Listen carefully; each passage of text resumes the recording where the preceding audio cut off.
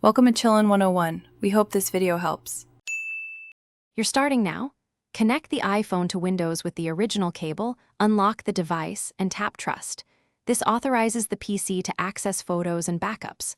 Once done, open iTunes or confirm Apple Mobile Device Service is running so Windows recognizes the phone.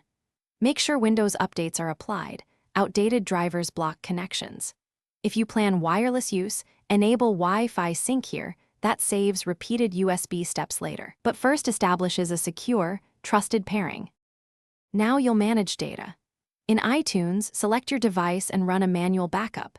Encrypting backup saves account passwords and health data. For photos, open File Explorer and navigate to the DSIM folder to copy images quickly. This is faster than exporting via apps. If you want continuous sync, install iCloud for Windows, sign in with your Apple ID, choose Photos, Contacts, and Drive options. Then let iCloud sync in the background, so files and contacts stay current between devices. To finish, eject the phone safely from iTunes or File Explorer, then unplug the cable. This prevents data corruption.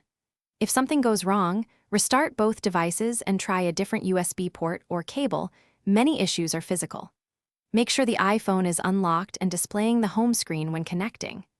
If Windows shows an unknown device, open Device Manager, reinstall Apple Mobile Device drivers, and update them. That usually resolves driver-level failures and restores full functionality. Thanks for watching.